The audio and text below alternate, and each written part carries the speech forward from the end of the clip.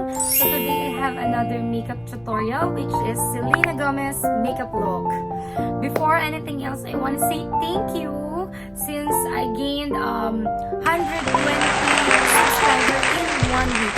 As you know, hindi naman ako celebrity, hindi naman ako kilalang tao, pero nakapag-gain ako ng 100 plus in 1 week. Masaya na ako noon. Sobrang thank you sa lahat na nag-subscribe at patuloy na nag-views.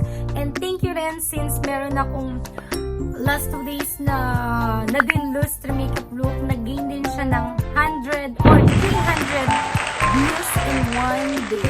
So, sobrang saya ko. Thank you guys. I really appreciate it. So, keep on watching, subscribing. Thank you so much. So,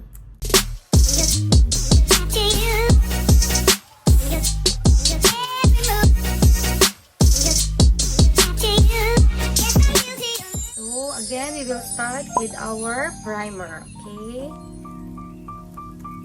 Just put a little amount on your finger and rub it. Then I will use my foundation from, this is Laura Mercier foundation. Yes. Make sure that you're using a damp sponge, okay?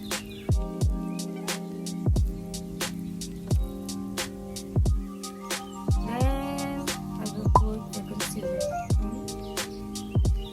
You can also use this way, or some of you may do it this way. I don't usually do this kind.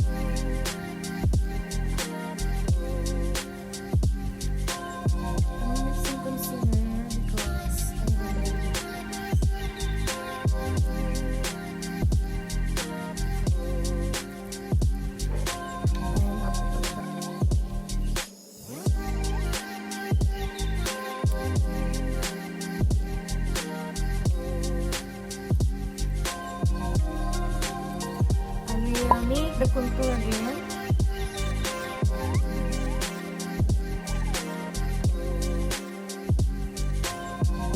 Wala akong Sharpie nito.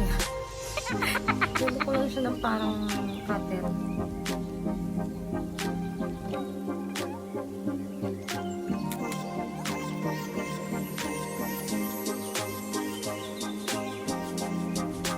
Ito nila parang white.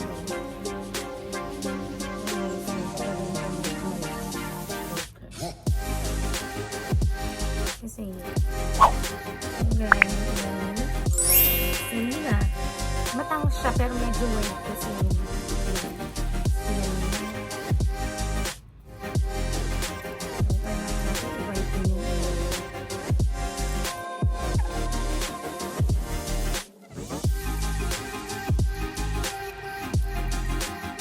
then hilay na naman tayo. This one.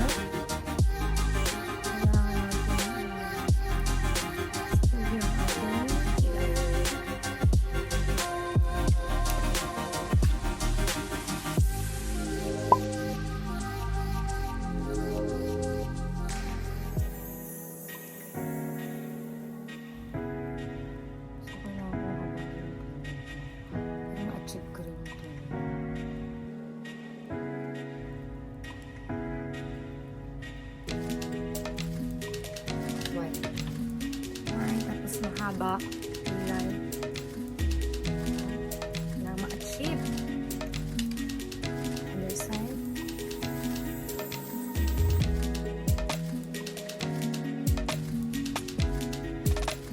Don't fall to may mga excess kayo ng konti kasi pwede naman siya nilisin na concealer.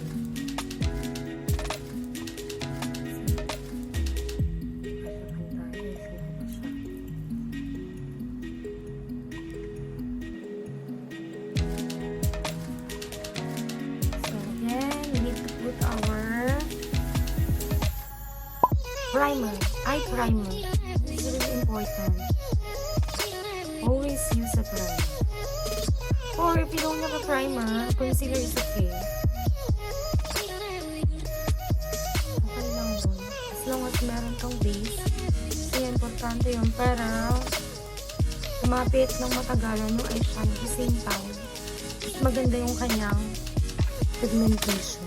Mas maganda yung color na lumabas. Malabas yung tunay na color or mas ano siya, pigmented siya.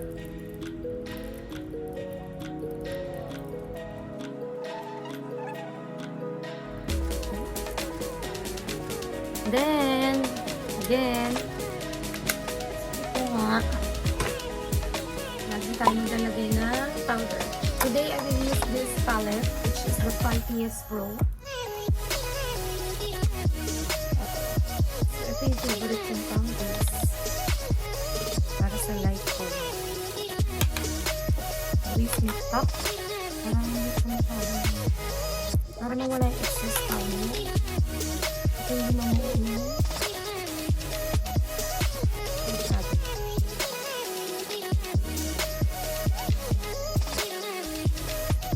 Start for the eyeshadow. Ito rin yung gagamitin ko.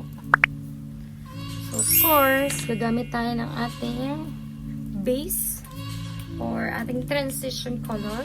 Usually, ang transition color, ilalagay natin just kasi nga hooded eye ako. If you can see here, hooded eye ako. So, I always make sure yung transition color ko is above the crease. So, this will be my crease. Medyo angat lang siya ng konti para matakpan niya yung excess ng eyes ko. So, I will use very light shade, which is this Profesh. This one, the Profesh. Transition color, always a light color, okay? So, smoky eye. Ang gagawin natin dahil ang aking model ay si Selena. She's wearing smoky eye. Ito yung sabi ko yung crease ko. Yung crease ko. So, dito siya ng konti. Medyo above siya. Para kasi tayo mag-create ng illusion crease since wala akong crease. Illusion yung crease ko.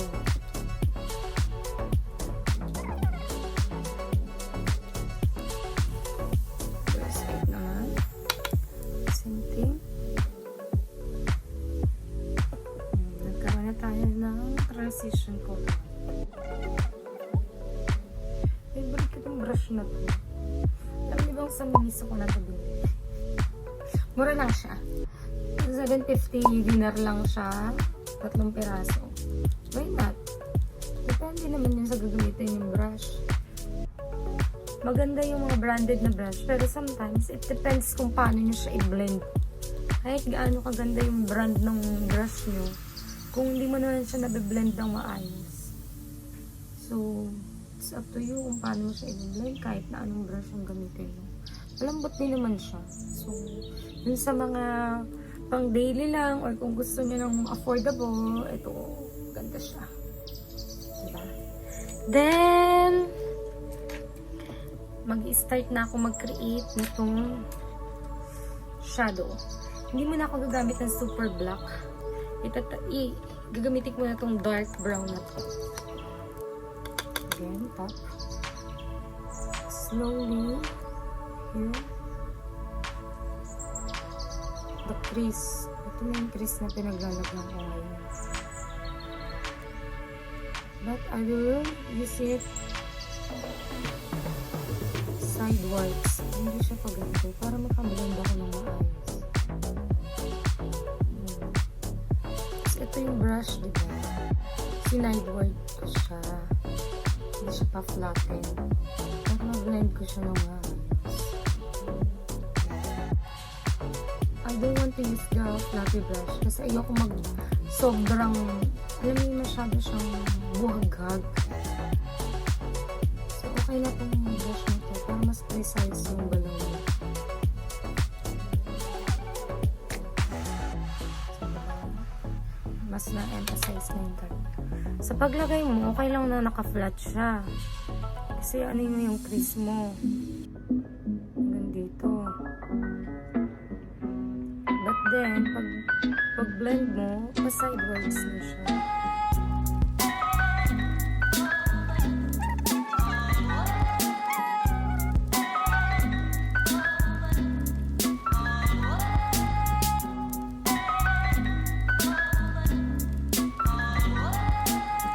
Then, maglalagay ako ng Kat Von D.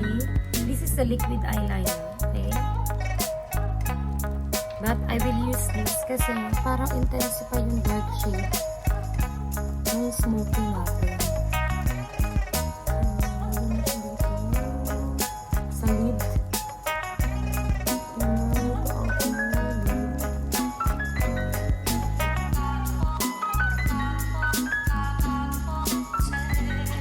Don't worry sa start mo kang messy na.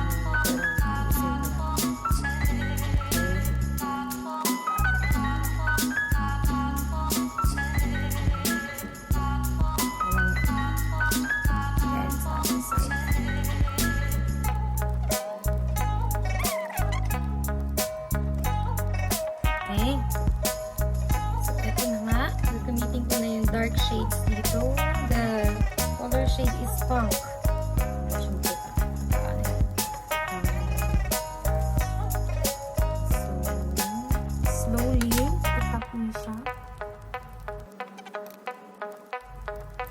Tingnan nyo, since hooded eye ako, pag close ko, wala na siya.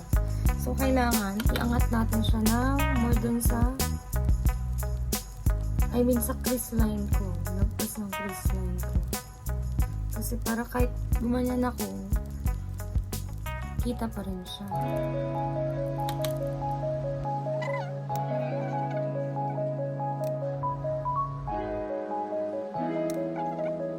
Yun sa may lid mismo, itap-tap mo siya. At sa may crease ni banda, lower crease or crease, medyo i-blend mo na siya. Okay? Gawin natin ang other side. Ayan, nag-create na ako ng shape. Ang gagawin na natin is i-blend natin slowly. So, ito yung ginamit ko kanina may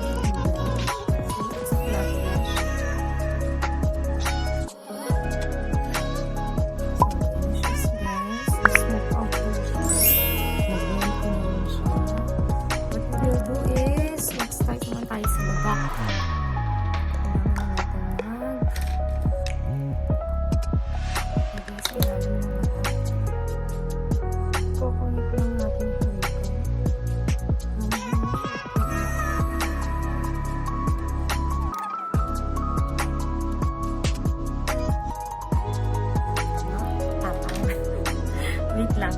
Kailangan natin siyang i-blend.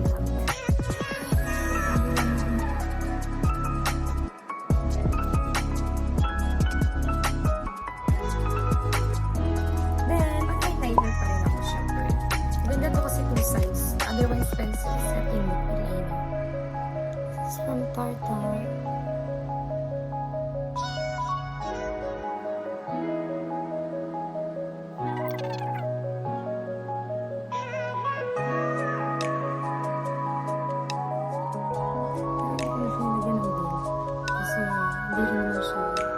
Visible since naka-smoky tayo. Right? So, this way. Okay. Gagamit ako ng dalawang brush. So, usually ito yung ginagamit ko. Si Indie.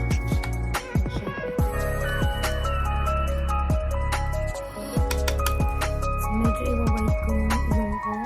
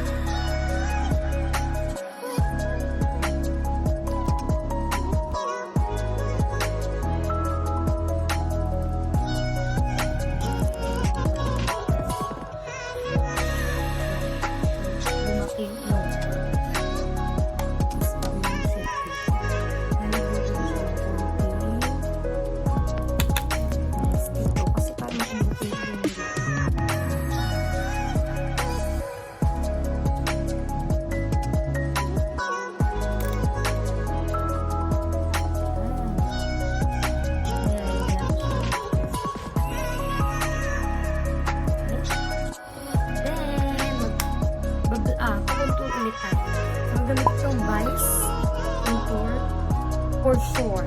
Galing Pinas yan. Ubus na nga siya. So, binili ko to na nagbakasyon ako sa Pinas.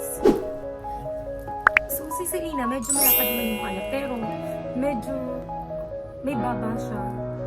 So, konti lang gagawin ko yung contour.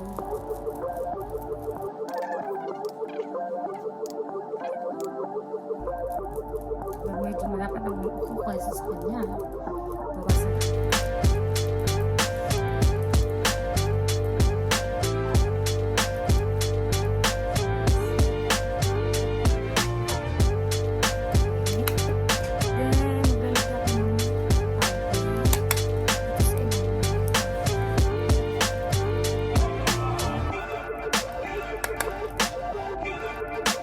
Nagamit ko lang ito. I-barbelay na rin ito.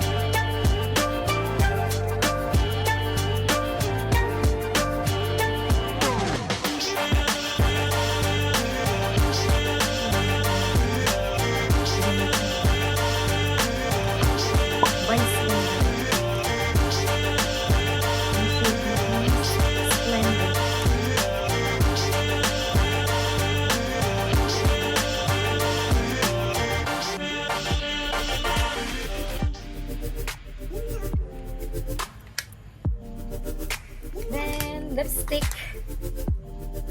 So I'm gonna use a lip liner from Sephora. This one is shades number 1.